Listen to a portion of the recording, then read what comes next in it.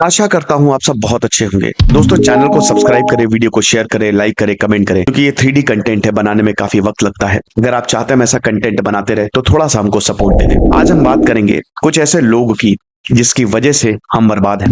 ये जो बोलते हैं हम करते हैं, हम इनको भगवान मानते हैं, हम इनको फोन पे देखते हैं, इनको टीवी पे देखते हैं, इनको यूट्यूब पे देखते हैं, इनको हर एक सोशल मीडिया प्लेटफॉर्म पे देखते हैं और हमको लगता है क्या जिंदगी है इनकी, काश हम भी यही कर रहे होते, नौकरी छोड़ के यही करने लगते। हम बात करेंगे आज सोशल मीडिया इन्फ्लुएंसर्स की। मैं आपको 5 पॉइंट में बताऊंगा कि किस तरीके से ये आपको बर्बाद कर रहा है। आपको ध्यान देना होगा, आप इसकी चपेट में है लेकिन आपको पता नहीं है। आपका दिमाग गल जाएगा अगर ज्यादा दिन तक आप यही करते रहेंगे। तो सबसे पहला पॉइंट है फेक।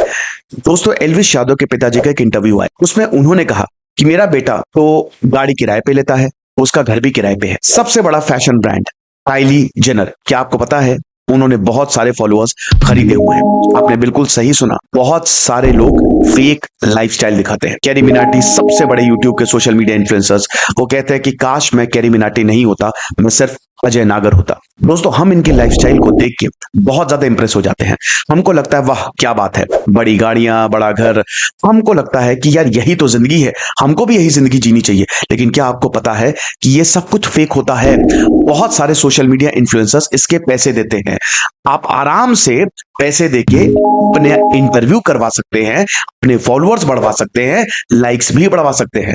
आपको कुछ नहीं करना, बस आपको एक कंपनी को पकड़ना है, एक सोशल मीडिया कंपनी जो ये करेगी। और ऐसा बहुत सारे सेलिब्रिटीज कर रहे हैं क्योंकि उनको ऐसा ही दिखना है, उनकी जिंदगी इसी पे है। और हमको लगता है क्या बात है, बहुत बढ़िया, ये जो कर रहे हैं वही लाइफ है, वही जिंदगी है और हमको भी यही करना चाहिए। लेकिन एक्चुअल में ये एक बहुत बड़ा झूठ है जो हमको समझना पड़ेगा। दूसरा पॉइंट, आइडल्स।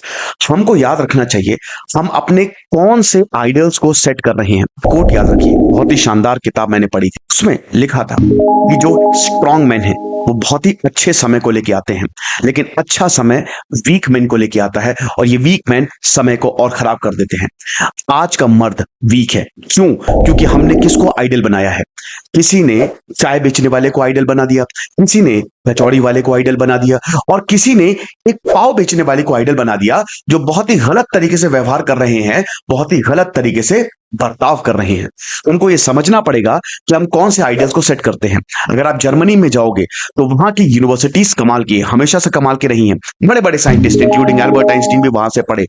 और जर्मनी में एक सेल्फ पनिशमेंट का कंसेप्ट है कि अगर आप काम पूरा नहीं करोगे तो वो खुद को पनिश करते हैं। वो खाना नहीं खाएंगे, वो अपने मनपसंद टीवी शोज नहीं देखेंगे। ऐसा ही हमको जापान में भी देखने को मिलता है। अगर वहां पे 1 सेकंड भी ट्रेन लेट हो जाए तो वो अपने आप को पनिश करते हैं, वो डिप्रेशन में चले जाते हैं। लेकिन भारत में हम ऐसे आइडल सेट नहीं करेंगे, हम प्रोफेसर्स को इज्जत नहीं देंगे, हम साइंटिस्ट के बारे में बात नहीं करेंगे, बल्कि हम इन लोगों को फेमस करेंगे। हमारा यह दायित्व बनता है कि हम एक ऐसे समाज को बनाए जिसमें रोजगार बढ़े। आज भारत एक युवा देश है, लेकिन अभी इंटरनेशनल लेबर ऑर्गेनाइजेशन की एक रिपोर्ट में यह लिखा था कि आधे से ज्यादा भारतीय बेरोजगार हैं, उनके पास काम नहीं है। जिनके पास काम है वो स्किल है ही नहीं। आगे आने वाले समय में artificial intelligence, quantum computing dominate करने वाला है। लेकिन क्या आपने पूछा है कि हमने कौन से आइडियल सेट किए हैं? क्या हम इन चीजों को फॉलो कर रहे हैं? क्या हम इन स्किल्स को फॉलो कर रहे हैं? संजीव सान्याल ने एक बहुत ही इंपॉर्टेंट बयान दिया। उन्होंने कहा कि बच्चों को यूपीएससी में या जितने सरकारी एग्जाम है उनको टाइम वेस्ट नहीं करना चाहिए, इंस्टेड वो एंटरप्रेन्योर्स बने या और फील्ड्स में आगे जाए। लेकिन उनको मजाक बनाया गया और यही मजाक एक दिन हमारा बन के रह जाएगा, क्योंकि दुनिया आगे बढ़ रही है। हमको इस कॉम्पिटेटिव वर्ल्ड में साथ चलना है और अगर हम पीछे रह गए तो ये हमारे लिए बर्बादी का कारण बन जाएगा। क्योंकि याद रखिएगा, जो कमजोर लोग होते हैं ना, वो एक कमजोर देश का निर्माण करते हैं। तो हमको ताकतवर बनना है, हमको ऐसे आइडल सेट करने हैं, ऐसे लोगों को फॉलो करना है जो कि हमारे लिए प्रेरणा बने, ना कि बस हमारे दिमाग को कचरा बना दे। तीसरा, आपका दिमाग यानी कि एडिक्शन। डोपामिन डिटॉक्स के बारे में आपने सुना है? डोपामिन एक ऐसा हार्मोन है, एक ऐसा केमिकल है जो रिवॉर्ड पे चलता है। यानी कि अगर आप कोई भी ऐसी एक्टिविटी करते हैं जो आपको खुशी दे तो डोपामिन रिलीज होता है। और ऐसे बहुत सारे न्यूरोट्रांसमीटर्स हैं जो आपके लिए जरूरी है। लेकिन आज ये न्यूरोट्रांसमीटर्स हमारे कैसे रिलीज हो रहे हैं? ये रिलीज हो रहे हैं सोशल मीडिया देखने से। हम कुछ नहीं कर रहे हैं। पहले के जमाने में हमको मेहनत करनी पड़ती थी, अगर हमको खेल खेलना है तो हमको कपड़े पहनने होते थे, हमको हार्ड वर्क करना होता था, जिससे हमको रियल मोटिवेशन मिलता था। अगर हमको सक्सेस पानी है तो हमको बाहर निकलना होता था, हमको स्किल लेनी होती थी और उसके बाद हमको ढेरों पैसे मिलते थे। लेकिन आज क्या हो रहा है? यकीनन दोस्तों, जो लोग ऐसा काम कर रहे हैं उनके साथ ये हो रहा है। वो पैसे कमा रहे हैं, वो बहुत अमीर बन रहे हैं, वो सक्सेसफुल हो रहे हैं, वो दुनिया घूम रहे हैं। लेकिन जो लोग सिर्फ और सिर्फ अपने फोन्स को चला रहे हैं, दिन भर चला रहे हैं, लगातार स्क्रॉल करते जा रहे हैं, वो अपने आप को बर्बाद कर रहे हैं। वो ये नहीं समझ रहे कि ये सोशल मीडिया इन्फ्लुएंसर्स आपके साथ खेल रहे हैं। ये खुद तो खूब पैसा कमा रहे हैं लेकिन आपकी जिंदगी बर्बाद कर रहे हैं। तो कभी भी इनके झांसे में ना आए। अगला पॉइंट यानी कि चौथा पॉइंट, डिस्ट्रैक्शन। क्या आपको पता है कि हम डिस्ट्रैक्ट हो रहे हैं? हम हर तरीके से अपने गोल से, अपने रिलेशनशिप से, अपने परिवार से डिस्ट्रैक्ट होते जा रहे हैं। मैं आपको एक एग्जांपल के तौर पे समझाता हूं। डेली व्लॉगर अपने वीडियोस बनाता है, उसकी जिंदगी कैमरे पे है, आप उससे जुड़ने लगते हो क्योंकि आपको लगता है वो आपके परिवार का हिस्सा है। आपको लगता है कि वो जिस हिसाब से अपनी पत्नी के साथ व्यवहार कर रहा है, अपनी बेटी के साथ व्यवहार कर रहा है, अपने माँ बाप के साथ व्यवहार कर रहा है, वैसे ही व्यवहार हमारे साथ करेगा। लेकिन एक दिन आप उसके घर जाते हो, उसका गार्ड आपको मार के भगा देता है। ये रियलिटी है दोस्तों। बहुत सारे सोशल मीडिया इन्फ्लुएंसर्स के साथ यही हुआ है। उनकी खुद की जिंदगी देखिए दोस्तों, एक एक चीज कैमरे पे है। उनको खाने से लेकर, बाथरूम जाने से लेकर, वर्कआउट से लेकर, साथ ही साथ अगर उनकी बीवी प्रेग्नेंट भी है वो भी वो कैमरे पे दिखा देते हैं, सिर्फ और सिर्फ व्यूज पाने के लिए। ऐसी जिंदगी है। वो खुद भी बहुत परेशान है। यात्री डॉक्टर एक बहुत ही फेमस ट्रैवल व्लॉगर है, उन्होंने बहुत अच्छी बात बोली थी। उन्होंने कुछ टाइम के लिए व्लॉग से संन्यास ले लिया था क्योंकि उन्होंने कहा कि जब भी मैं व्लॉग करता हूं मैं खुद एंजॉय नहीं कर पाता हूं। कॉन्स्टेंटली मेरे दिमाग में चलता है कि अच्छा कंटेंट कैसे आए। क्या आपको पता है कि ज्यादातर डेली व्लॉगर्स की यही जिंदगी है? उनकी जिंदगी नहीं रही है, उनकी जिंदगी कंटेंट बन गई है। वो खुद तो परेशान है ही, आप भी उससे ज्यादा परेशान हो जाओगे। क्योंकि होता क्या है, जब हम उनकी जिंदगी देखते हैं तो हम डिस्ट्रैक्ट हो जाते हैं। एग्जाम्पल से समझते हैं। एक 20 साल का लड़का, एक बहुत ही ब्रिलियंट 90% लाने वाला, एक दिन उसके पास फोन आ जाता है। उसको लगता है कि आईआईटी क्या करेंगे, क्योंकि मैं निकाल लूंगा आईआईटी, लेकिन मुझे आईआईटी नहीं करना है, मुझे इन लोगों से इंस्पिरेशन लेनी है, मुझे ऐसा ही काम करना है।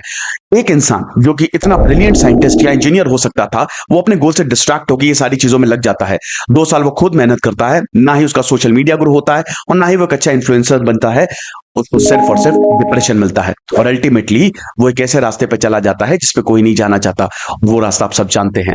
तो मेरा कहने का मतलब ये है कि अपने गोल से डिस्ट्रैक्ट ना होइए। ये जो करेंगे वो करेंगे, लेकिन आपको जो करना है वो करना है। अपने गोल से पे निश्चय रखिए, अपने गोल पे डटे रहिए। कोई भी डिस्ट्रैक्शन नहीं है। फोन यूज करिए लेकिन अपने काम के लिए। कोई ऐसी चीज देखिए, आप व्लॉग देखिए तो ट्रैवल व्लॉग्स देखिए। अगर आप कोई नॉलेज की चीज देख रहे हैं तो लेक्चर्स देखिए, पॉडकास्ट देखिए, किताबें पढ़िए। किताब में इतना अच्छा डोपामिन मिलेगा और यही आपकी सक्सेस को डिफाइन करेगा।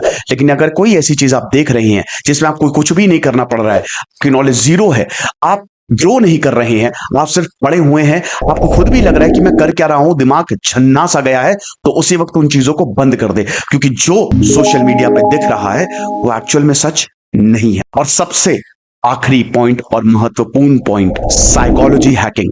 दोस्तों, द सोशल डायलेमा एक शानदार डॉक्यूमेंट्री नेटफ्लिक्स पे आई थी।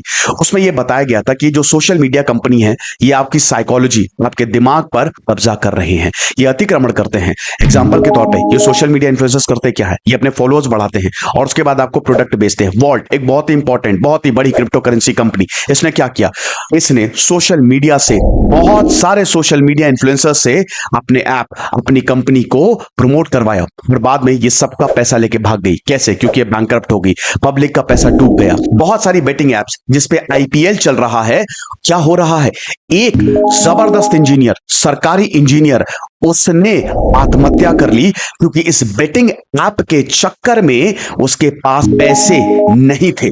बहुत उधार हो गया था, करोड़ों का उधार हो गया था, लेकिन उसको लत लग गई थी।